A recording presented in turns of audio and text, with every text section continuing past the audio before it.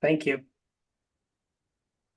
Thank you, Elena, if you don't mind. And okay, go on to the next slide. Good afternoon, everyone. It's an honor to join you today and have the opportunity to provide you with an overview of the Pan-Canadian shared roadmap and the international patient summary for in Canada. So my name is Alex Rees. I work at Canada Health Infoway as the Director of Digital Health Interoperability Portfolio. Therefore, I oversee the development of Infoway's Pan-Canadian product specifications, such as the Pan-Canadian Patient Summary, known as PSCA, which is an adaptation of the International Patient Summary as an adaptation of the International Patient Summary.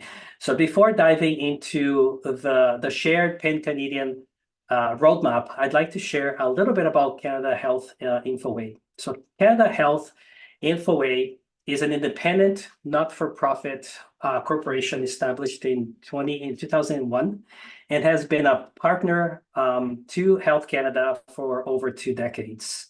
We focus on improving patient care by uniting Canada's health stakeholders, including clinicians, patients, governments, health systems, vendors, and other healthcare organizations to advance connected care across the country. In March 2023, we announced the Interoperability Roadmap, a strategic framework to enhance data sharing across the Canadian healthcare system. The roadmap is now in action. One of the key initiatives of the roadmap is the implementation of the International Patient Summary. So let's dive into this. I'm sorry, there's a pop-up here. I have to select the language. Hold on a second. Okay. So like many other countries, Canada needed to develop a roadmap as a compass to guide the convergence of all 13 provinces and territories to a national standards. So Infoway developed the roadmap to support strategic, federal, provincial, and territorial commitments in advancing health data interoperability and virtual care adoption in Canada. It articulated a path for modernizing the health system through the premise of connected care to enable a healthier Canada. And in collaboration with our partners, identified strategic objectives, priority initiatives, as well as foundational building blocks to drive interoperability. The endorsement of the roadmap by the Conference of Deputy Ministers marked an extremely important milestone, signifying Canada's readiness to digitize, link, standardize data, and transform digital health systems nationwide. Now, let's highlight some key objectives of the roadmap. So we start in the middle. We are patient-centric. The objective of the roadmap is to be patient-centric. It provides a patient-centric model for safe, secure access to and management of a patient's health information electronically from anywhere. It unblocks health information. So a connected care infrastructure improves providers' access to patient health information from various sources at the point of care to provide appropriate and safe care to those patients. It has to be innovative. We work across provinces, territories, and the vendor community to innovate connected care for Canadians. Now let's get into the roadmap. The roadmap has four phases, I should say, or 4 sections.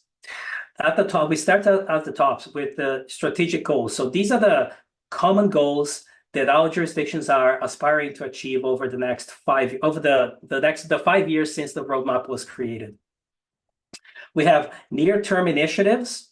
And the idea here is to achieve our collective interoperability strategic goals.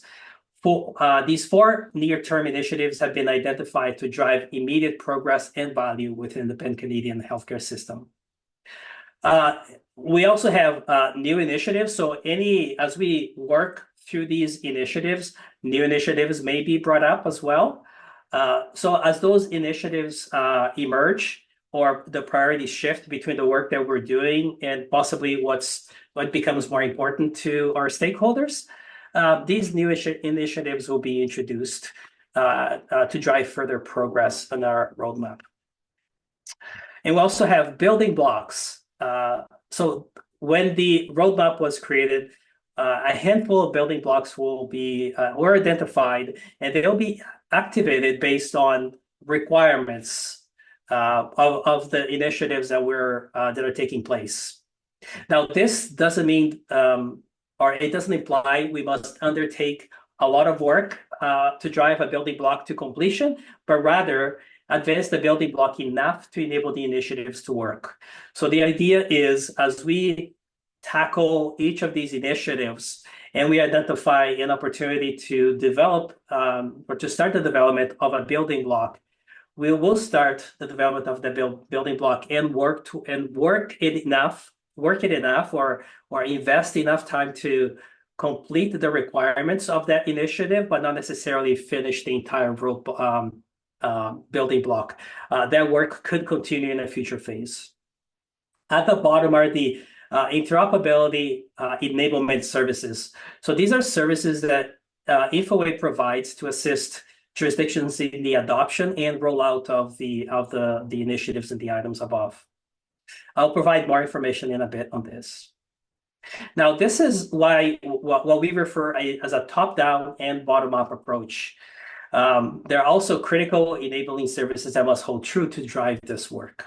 So now let's dig a little bit deeper. So then I can go to the next slide.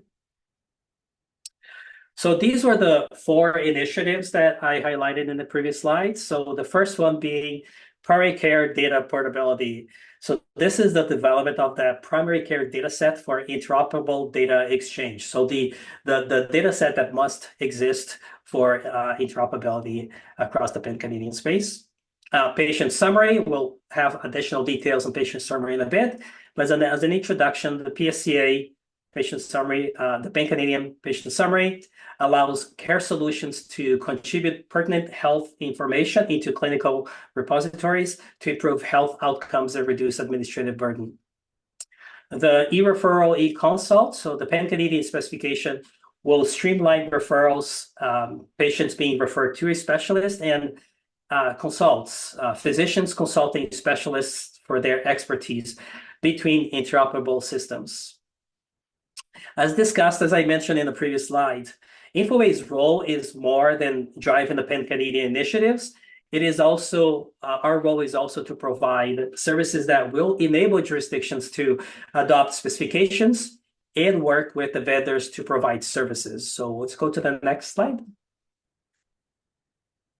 So these are some of the services that Infoway provides today to help jurisdictions adopt the product specifications that we develop. We have procurement services, right? Procurement, innovation, and support. So we support the innovative ways of or innovation of procurement processes to benefit jurisdictions and vendors alike. We provide resources. So we lead the authoring and the creation of product specifications via the internal resources that we have, but we also work with contracted resources and jurisdictions to collaborate on the development of those specifications. We are facilitators. We reconvene people together to help them to drive the development of these specifications. We also provide assets and products. So we deliver Pan-Canadian work products, those specifications, as well as standards, and supporting tools for collaboration on those work products. We provide subject matter expertise. We provide those subject matter expertise support to provide guidance and recommendations to jurisdictions with their interoperability design, terminology, standards, privacy, security, change management, And we can do this in various ways. A lot of times it could be internally where the jurisdictions or vendors may reach out to us. But we also do that as part of as the jurisdictions are developing their own specifications, we may provide those subject matter expertise to them directly and help them in the development of those specifications or clarification or working with vendors. We also provide vendor management and conformance. And the idea there is really coordinating and leading some of the Pan-Canadian approach to vendor management interoperability. So we do work very closely with vendors as well. So now that I have reviewed this, so let's go more into some of the initiatives that are already taking place.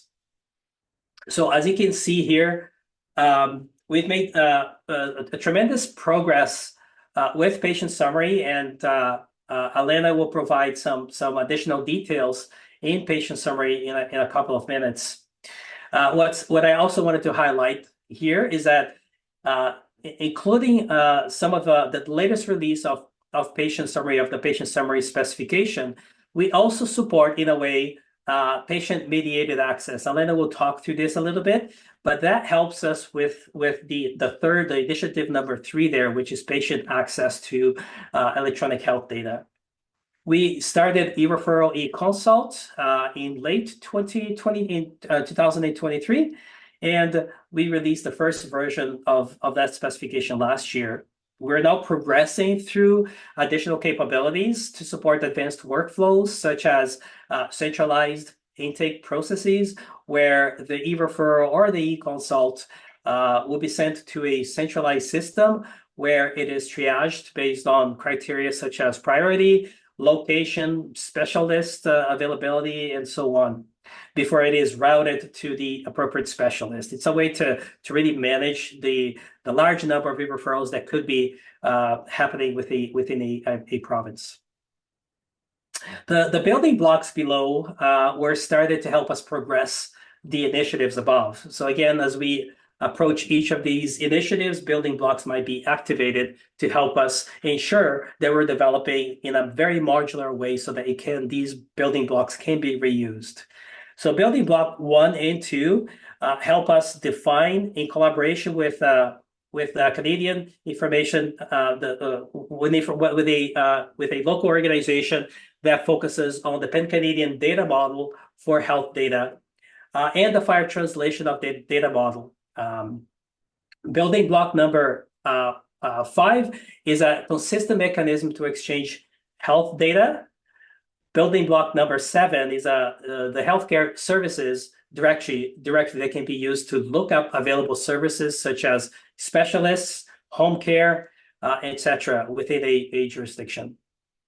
And so building block number 8 is an initiative to standardize on ways that patients access their health data. So it's related to the enabling patient access to their health record. We are constantly upgrading or moving the needle on that building block. And building block number 9 is an industry-wide conformance infrastructure, which allows vendors to show their compliance with the Pan-Canadian standards. Now, the following slides will go a level deeper than this, and will provide some specific timelines and releases of the Pan-Canadian specifications.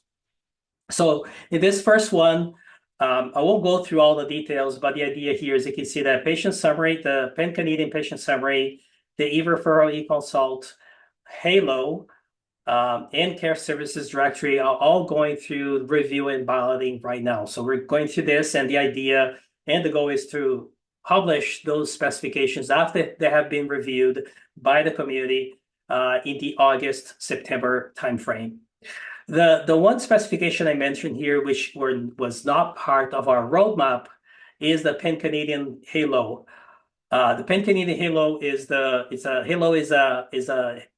is short form for Health Application Lightweight Protocol, and the idea here is the HALO specification. It documents the 2 paths that we have identified within the Pan-Canadian space that point-of-care applications such as an EMR or electronic medical record system can use to integrate and exchange data with smart applications. So it is a pluggable. It's a web application plugin interface per se that once it's implemented, it can be easily integrated into the EMR, and it can support multiple. The EMR can then integrate multiple applications. And once vendors support that interface, they can provide their application across multiple systems. So that is in review as well. So and the CAFX, or the Pan-Canadian Fire Exchange, is currently in development. We're almost at the end of the development phase. It should be released for review, we believe, sometime in June. And there's the target publication date for the Pan-Canadian Fire Exchange is August this year. Next slide. So the top two, the CA Core, the Canadian Fire Profile Set, the Pan-Canadian Core Fire Profile Set, has been released for review, and we are in the process of kicking off a new working group to discuss this particular specification with the community. We developed the latest version of CA Core in partnership with British Columbia, Ontario, and Alberta. These are Canadian provinces. And the goal there was really for us to take a look at what is being exchanged across these provinces today and try to standardize that and put that into a foundational set of fire profiles that can be reused by the Pan-Canadian specifications as well as regional specifications. The first version of the Pan-Canadian Health Data Content Framework and the Canadian Core for Data Interoperability were released back in March of this year. And although those two are two foundational data model blocks that are used, they define the logical data model for Canada, and the CA Core specification is a fire translation of that data model. The bottom two are the next versions of these two specifications. We have learned with the development of these specifications that we achieve a certain milestone, and it's a snapshot of what's happening in the market at that point. But there's always improvements that can be made, and we are continuously making those improvements to the specifications. So we have already started changes to CA Core based on some of the gaps that were identified with the first version, or some of the work that we were not able to finish within that time frame. So we have started that work, and we have also been working with CAIHI, which is the organization that manages the data models, to also make those changes to the Pan-Canadian Health Data Content Framework and the Canadian Core for Data Interoperability. So those are in development, and they're targeting to release those for review by September this year. So next one. Now, creating the roadmap and driving these initiatives are a great. They're a great way for us to connect systems and jurisdictions. However, we also need to work with the vendor community. So these are some of the programs that we run to help vendors adopt our product specifications and work with their the jurisdictional partners. So these are three programs that help us achieve that. The first one is a Conectaton. So this is very similar to a Conectaton, which you guys are familiar with. And here the idea is really to bring vendors and jurisdictions together within Canada, sometimes outside of Canada as well, which is the role of Conectaton. Bring them together so that they can validate their implementations against these specifications, but also a way for them to connect to as they're trying these integrations, to quickly resolve any integration issues that they may have, but also for them to get to know other vendors and jurisdictions that are going through the same and connect them together. We have found that the Conectatons are a great way for that collaboration to happen, and for those vendors and jurisdictions to move their specifications forward. We also have the early implementer program, It's a program to advance the shared connected care priority areas outlined in the roadmap that I explained by supporting and leading jurisdictions and vendors with their implementation. So these could be early implementers that are, jurisdictions that want to implement a new specification, and they need to partner with vendors that want to do the same thing, and InfoWay participates in those conversations and help move that project forward. We also have the industry collaborative, and this is a venue for digital health vendor partners to provide insights to federal and provincial stakeholders to support the effective implementation of the roadmap initiatives. Now, for partners to work together, we need to collectively agree on shared values. And these are some of the values, and I'll kind of go through them. We need to think big. At the end of the day, this isn't the work that we do isn't something that can be done within a year, or sometimes even not 2 years. So it could take some time. It is better for us to know where we are going and develop a plan on how to get there, instead of just thinking about the day-to-day of what we need to achieve within this year. But we tend to look big, understand, and then we try to plan that in a way that is achievable, knowing what the long-term strategy is. We want to align with global standards. Let's not work in isolation from other countries that have learned or are going through the same work that we are doing. So where possible, let's leverage and adopt international standards and best practices where appropriate. We have 2 or 3 great examples right now. We have the International Patient Summary. We are using the International Patient Summary for the Pan-Canadian Patient Summary as the basis. For CA Core, we have done some learning from US Core, Australia Core as well, and we're adapting as where we see fit. eReferral and eConsult is a slightly similar. A lot of it was driven by the Pan-Canadian space, the healthcare system, but there are some learnings from international initiatives as well. We want to adopt a growth mindset. So transformative initiatives may take years to produce results, as I mentioned with the think big picture. So digital health advancements should focus on producing incremental value. So it's not just coming up with a plan of how you're going to do things in a few years, but also always with everything that we do, we should add value so that it is understood, the work that we're doing, and it is visible on how we're moving or we're advancing our goals. We also want to embrace that shared capacity. The Pan-Canadian interoperability development takes significant resources. So as I mentioned earlier, we have internal teams working on this. We have external organizations, our contractors that work with us, and we partner with the community. We need to do this because it is bigger than we are. And we need to collaborate. We should be collaborating because that's the only way that we are going to move these specifications forward. But also it's the best way for us to align and to ensure that we are developing this with the big picture in mind. Okay, so let's move to the next slide. Thank you. As InfoWay and its partners embark on the upcoming year, focus will continue to remain on the entire life cycle of the the previous slide talked a little bit about the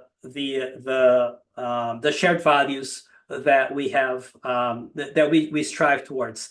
And this slide is really some of the guidance that we have developed. So across Canada, we require standardization and consistency to enable the seamless flow of health information, such as standardized specifications, reference architecture. So without that standardization, it's the opportunity to achieve a connected health system won't be achieved. It'll be jeopardized. So connected care can be further advanced through consistent conformance requirements and expectations that may be tethered to procurement processes. So what you see in front of you here is some of those areas where we have standardized to help us drive connected care forward. And this is certainly on standardized health data content. I described this a little bit earlier. All the specifications that we develop are FHIR-based. We standardize on that model to move things forward. We develop common healthcare health services architecture. So I talked a little bit about the building blocks. We have developed an overall health reference architecture behind all the work that we do. We have developed, it continues to develop because this is a growing area, the Pan-Canadian Conformance Service, where we are developing this conformance service that others can use. We use it as well for the Pan-Canadian specifications and Projectathon. And there's more work to be done there as well. And we also have conformance-tied procurement. So the idea here is all the vendors that we work with, where we may, if we may provide funding to drive the adoption of a specification, is tied to that conformance, the conformance step. So every single one of them will have to go through a conformance program or conformance testing to ensure that their implementation or their product specification, their product implementation complies with the specification that they're implementing. Okay, so next slide. So the work doesn't stop, or it doesn't stop with the work that we're doing right now. So there's always new things. So I did mention earlier that the patient access strategy is something that we have started, and there's more progress or more that needs to be done there. And there are other initiatives that we're starting this year. So the patient access strategy, the objective here is to create a pragmatic, attainable joint action plan that will reduce the burden of accessing personal health information on both patients and their healthcare providers. The connected care fabric, is one thing that we have noticed is as we work across jurisdictions, an area that needs some work is consent of data, access to that information. We need to create an infrastructure that allows that to happen. And the Connected Care Fabric provides a trust framework that binds these regions together. And the idea there is consent. It's an overall consent framework. It's an overall agreement that data will be shared. And once everyone agrees on this, then the technical side of it is much simpler. So that's something that we will start in this year as well. So last but not least, I have one last slide. So our message to the market and with everyone that we talk to, whether it is working group webinars like this, working group sessions, is that we can't do this alone, right? So connected care cannot be achieved by one party only. We need that collective support across the Pan-Canadian space and in the international space. So we always ask for participation in working groups and help guide the design of the specifications that we're developing. We ask our provinces and territories and vendors to be our champions and to advocate on the Pan-Canadian standardization. And we proactively, we ask them to proactively implement the Pan-Canadian standards to enhance care coordination and improve patient outcomes. I think that was my last slide. I don't know if we open up for questions, but maybe I'll pass it on to Alana, who will do the Pan-Canadian patient summary, and then we can see what we do afterwards. But thank you. Thank you, Alex. And thank you for having us today. It's a pleasure to be here and have the opportunity to share about some progress in Canada that we also share similarities with yourselves. So I'm going to talk about the Pan-Canadian patient summary. I'll dive right in with we'll start with the definition. In Canada, we have adopted the same definition of the patient summary that the International Patient Summary uses. So that really is that focus on what is the snapshot of most essential health information that you might need at a point of care, especially when you haven't met a healthcare provider before. So when we think in Canada, some of our challenges that we face today are a number of people within our country don't have access to a regular healthcare provider that they see. And therefore, many times they're having an encounter with a healthcare provider for whom has no background about them. And so the patient being able to share that snapshot of health information with the healthcare provider, it's very helpful for both them to feel empowered and be able to share and not have to recall their information, but also for that healthcare provider to then be enabled to have the information about the patient that they can make the best decisions possible. In Canada, we are focused on really trying to use the patient summary in these three areas of healthcare. So unexpected or unscheduled care. For example, patient ends up in an emergency or urgent care situation. Transitions of care, perhaps it's a patient who's transitioning out of a hospital situation into a long-term care home. And coordination of care. We know that many patients today have a circle of care where they may see a healthcare provider who's their primary caregiver. They also see a specialist. Maybe they have some allied health professionals in their circle of care. So being able to share that patient summary within the circle of care is really critical. At the bottom of this slide, what you see is that we're focused on making sure that the patient summary is supportive across continuity of care. And that is starting local for us in our own country, solving some of our own challenges. But we're also very quickly seeing the need for patients to be able to carry their patient summary with them as they travel across not only Canadian borders, but international borders. So what we've done in support of our jurisdictions in Canada and the vendors who are implementing is develop an implementation guide that includes the use cases that can be implemented. So we'll talk a little bit more about those on an upcoming slide. We also define the requirements. So what are the specifications around interoperability for creating a patient summary and exchanging a patient summary? We define the data domains. So if you think about medications, allergies, and intolerances, what are the specifics and requirements around each of the data elements within those? And also the fourth piece, exchange patterns. What is that standardized structure in which the patient summary should be exchanged so that when one system shares to another, it's understood and able to be processed? We can share these slides with you after this session. And on this slide at the bottom, you'll notice that there is a link to the Pan-Canadian Patient Summary specifications if you're interested in viewing them and having full access.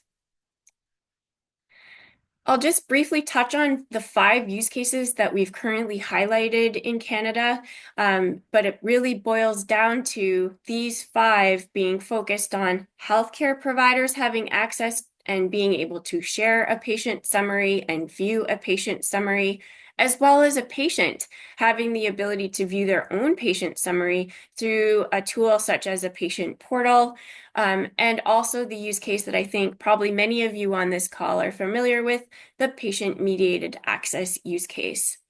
We'll talk a little bit more about that one on an upcoming slide. So where are we at today in Canada? This slide includes a map of Canada, and we have 10 provinces which are represented across the bottom of the map and 3 territories, and we have a population of about 40 million people. In Canada, something that's important to note is that our healthcare system is decentralized and all of our healthcare services are universal and publicly funded.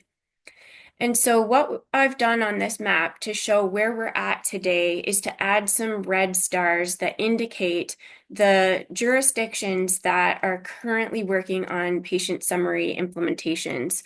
So right now, I'm going to start from the left-hand side of the map. We have British Columbia here, Alberta, Ontario, and New Brunswick, who are all very far along in their implementations, and some have actually been able to implement their patient summaries into production environments where healthcare providers and patients now have access. We have a couple of provinces in the middle of the country right here, Saskatchewan and Manitoba. And although they haven't yet aligned to the pan-Canadian version of the patient summary, they have similar implementations that are showing great success. And I like to think of them as the early bird implementers because they recognized the value of patient summary even before we as a country started working on this specification. So they're already having great success and have the model of a healthcare provider generating and sharing the patient summary with other healthcare providers. We also have some brand new projects underway that are represented on the map with the red outline stars. So up in the northern part of Canada, we have a territory called Nunavut, and then way over to the east coast, Prince Edward Island, and also Nova Scotia, which are close to my heart because I'm from Prince Edward Island and I live in Nova Scotia. So I'm excited to see patient summary come to where I live as well. I'll just pause here for a moment. This is one of the two primary use cases that we're seeing as really important and impactful in our country. And this is where a healthcare provider has the ability to initiate the creation of a patient summary, and then they may choose to share that patient summary into a central data repository where other healthcare providers who are authorized can then view that patient summary. The second primary use case that we have in Canada is the patient-mediated access approach. So while I talk about this one, I'm just going to give you the opportunity, if you would like, you can scan the QR code on this screen and you'll be able to see an example of a patient summary that would be created in the province of New Brunswick, Canada. So what they've implemented is using their patient portal, which they already had in existence called My Health NB. They have added in functionality where a patient can request a copy of their patient summary. Then they have to agree to some privacy and consent notices. And then they're presented with a QR code, which they also attach a PIN. And so the PIN for this, which I should have mentioned here, if you do scan this, you'll have to enter 123456. And then you'll be able to see what the patient and what a healthcare provider would be able to see about that patient.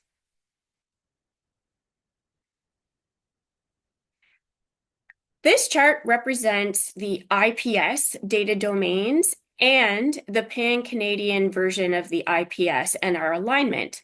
So to the left-hand side, the two colorful columns show that in Canada, we are aiming to be fully aligned with all of the data domains. And so when you might be wondering, why did we call it the pan-Canadian patient summary? And that's because in our country, just like every country, we have some specific healthcare context that we have to include.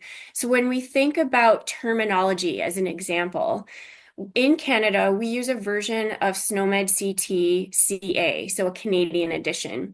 We also have our own national vaccine catalog. And to give you a very specific example, for medications in Canada, we have defined the preferred binding to what's called the Canadian Clinical Drug Dataset for medications. And so therefore, we take what the IPS has defined and then we apply our specific Canadian rules within our pan-Canadian version. We work really closely with all of the provinces and territories in the country, and each of those provinces and territories have their own roadmap to get to their implementations. And the reason for that is because the healthcare system is unique to each jurisdiction, and therefore they may have different data that's available to them at the beginning of their projects. Each jurisdiction is very interested in building up their roadmap to have a fulsome patient summary over time, but it will take some time to get there. And I just wanted to mention that the method in which we use to work with all of our jurisdictions is called our Patient Summary Working Group.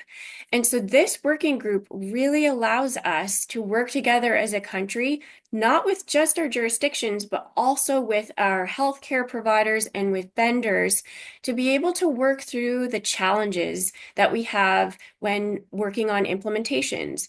And we use this working group to review our specifications and get feedback. And also, we follow the HL7 processes for balloting. So it's a very formalized process in which we get feedback and vote on changes. So it's very collaborative.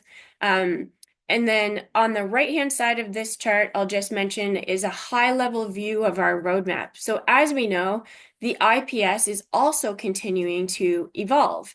And so as new requirements or new data domains are added to the IPS, we work closely with the IPS community to make sure that we also then can bring those changes back into the Canadian version. One example of this is highlighted at the bottom of the chart.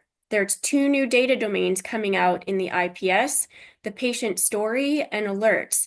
And with working with our Canadian jurisdictions, we've identified patient story as very important. So we're planning to have that incorporated into our next release this August. Collaboration is absolutely key to progressing the international patient summary and our jurisdictional version of it. So I just wanted to highlight that here on the slide to show all of the different partners that are involved in working towards having an international patient summary that is really going to benefit all of the countries and the entire globe. So as we work together, I think that, oh, maybe somebody came off mute. Okay. I think that it's just very important for us to take away from this that being tied in to the global community, especially when we're working on an international specification, is really key to the success. This slide has a lot on it, but the key to take away are two things. On the right-hand side, I want to highlight this chart, which is called the HL7 consensus structures. If we start at the bottom and take a look at the black boxes, these represent our Canadian jurisdictions who are working on FHIR implementations like the International Patient Summary. And so in order for them to be able to come together as a country, and then for us as a country to work in the international community, we have this governance structure in place where we all work together in a national working group. So I mentioned the Patient Summary Working Group. And then Canada, who we sit in the HL7 Canada space and IHE Canada, and we're able to then represent the Canadian requirements up into the HL7 projects, and where you see IPS sits under the Patient Care Working Group. And so this is a really important way for us to be able to communicate what we need in Canada, have an impactful change, and also to learn from what's happening in other countries. Equally important, on the left-hand side of this slide, is the International Patient Summary Coordination Committee. They have just recently introduced a brand new process that's going to be live in September of 2025.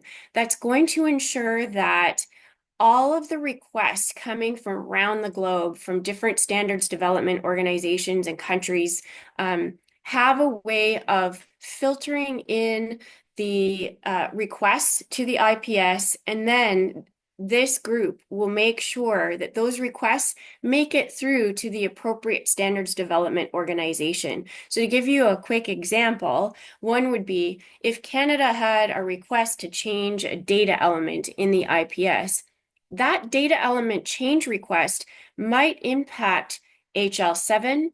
It might also impact the ISO IPS data model that's the underlying structure of IPS. So this group is really important because they're going to be able to make sure that all of the appropriate standards development organizations are aware of what that change is and to make sure that we all stay in alignment.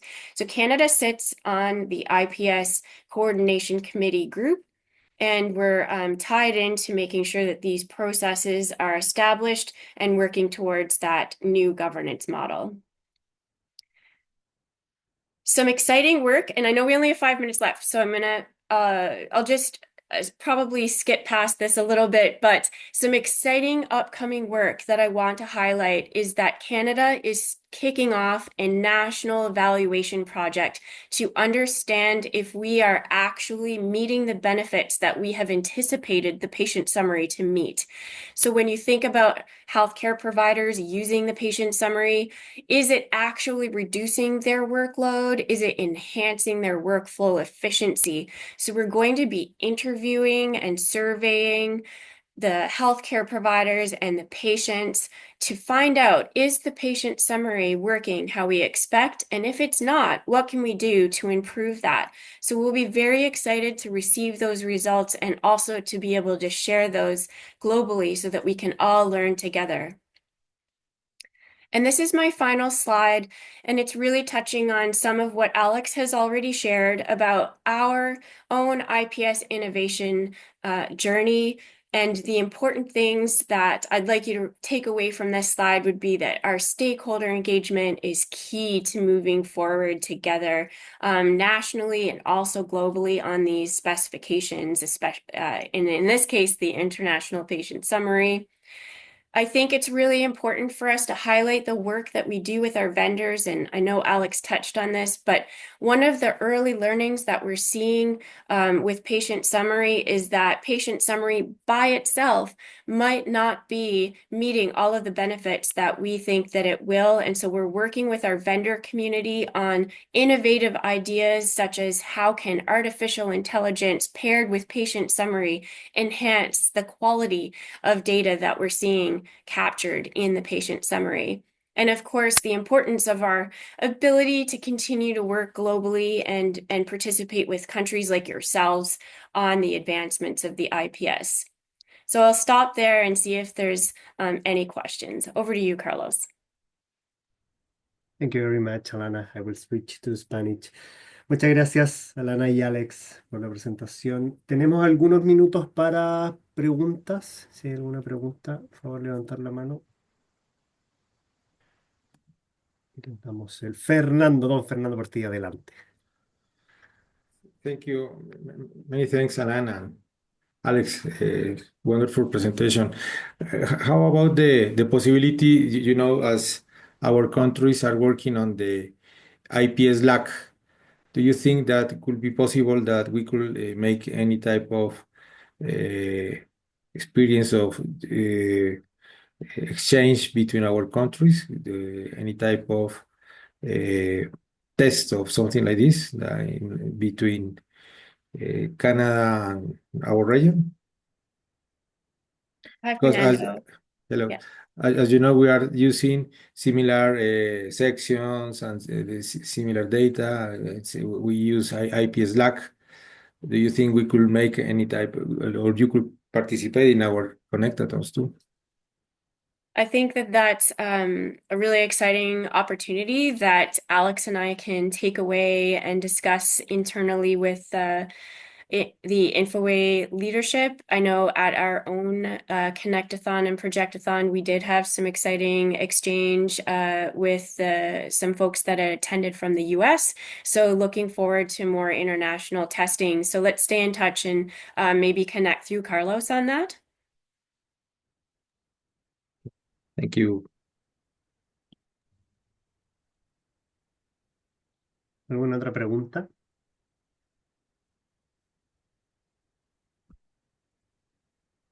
Queda yo creo que tiempo para una pregunta, si es que hay alguna más.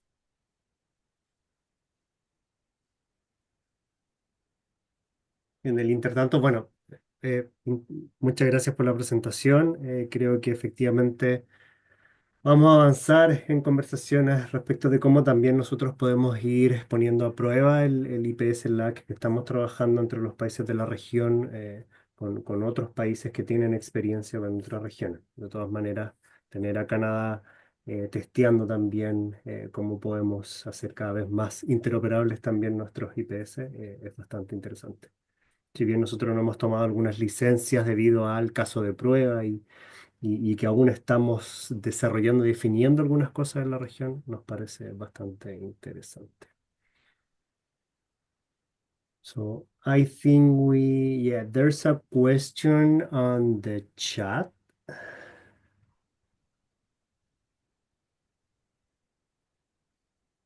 Alex, do you want to take that one? Is this supported locally by any regulations or normative frameworks? We do in most of the work, I'll try to answer. If I don't answer your question, please let me know. In most of the work that we do,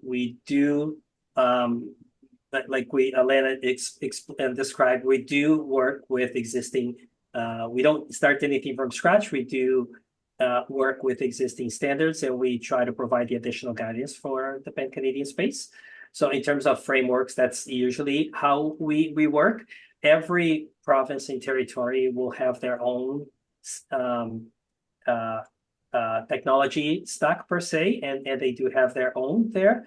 But in terms of regulations, I think that might be, I don't know if you have any details, but it's something that we may want to take back and provide you with an answer. I don't have the answer right now. I'll add a little bit to that. Each province and territory within our country, because they do have their own health systems and they also have their own policy and regulations. So that's why we're seeing some variations in the implementations. We do not currently have a national regulation that defines or allows us to say the patient summary must be implemented. So that is something that maybe in the future we'll see in Canada, but right now we're aiming to try to promote patient summary by showing the benefits to the healthcare providers and patients and how it will improve and solve for some of the current healthcare challenges that we have today. Last question, última pregunta a Adriana que levanta la mano. Adelante. Thank you. Good afternoon to everyone. Thank you, Alex and Alana. I want to know what are the three first steps if we want to implement this in our countries? And I have other questions, sorry, Carlos. Who confirm the working groups in the chart that you explained us? Who confirm each working group? Thank you. On that last question, was it who formed the working groups? Sorry. Or yes, thank you. Who formed? Okay, yes. So the first three steps, that's a big one, and I might have to take that one away, but certainly getting tied into the international community. So, for example, the HL7 working groups that are established, maybe having some of your delegation attend one of the HL7 working group meetings where there's an opportunity to collaborate in person with other countries who are often well represented and help you to learn about what exactly steps that they took. But I think tying into those international communities is number one importance. Getting an understanding of FHIR and the implementation guide for patient summary is definitely very important. So looking at your availability, who you have on your team, do they have the right skills required to interpret the FHIR implementation guide, will give you an idea of what's available and how that might suit what you need in your country. And I don't know for sure that there's a definite number three, but tying in with your clinician working groups is definitely important to have them engaged early to understand, and your patients to understand what it is that they want to see as part of their patient summary, and that will help you identify what are the use cases that you need to implement in your country to make sure that patient summary is successful. And the reason why I think that is important is, for example, in Canada, as I mentioned, one of our challenges is so many patients not having access to a healthcare provider. How did we take the patient summary and fit that into solving for some of those challenges? And so instead of starting as some countries have, which is a really important use case, with international cross-border sharing, we looked at how can we use it internally, locally, to solve for some challenges first. So I think it's important to understand where it is that you need the patient summary to help you, and start from there. In terms of the working groups, InfoWay has what we have, it's called a community sharing platform, and we host a number of different working groups on that, and it provides a forum for our members to be able to communicate with each other online, and also a way for us to be able to communicate when meetings are coming up, which then we would host through Teams such as this. But Canada Health InfoWay is the owner primarily of the working groups for our pan-Canadian specifications, like the patient summary.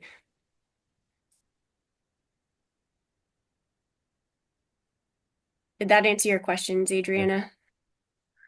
Yes, thank you very much, Alana. Very clear. Thank you.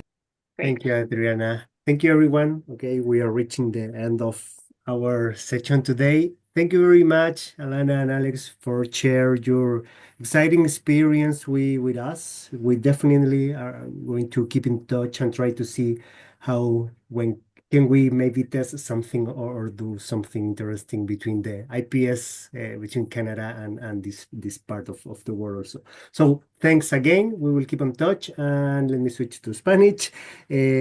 Vamos a ponernos al día con los webinars en el canal de YouTube de Raxel. Espero que desde esta semana no pasen, quedarán las sesiones anteriores y ya están disponibles para que también puedan compartir con el resto de la comunidad. Muchas gracias a todos y nos estamos viendo en 15 días más con otra sesión que será presentada, será informada previamente a través de nuestros canales comunes. Muy buena semana. Thank you again, Alana, and thanks again, Alex. Bye bye to everyone. Adiós a todos. Gracias. Thank you. Chao. Thank you. Thank you very much. Thank you. Bye.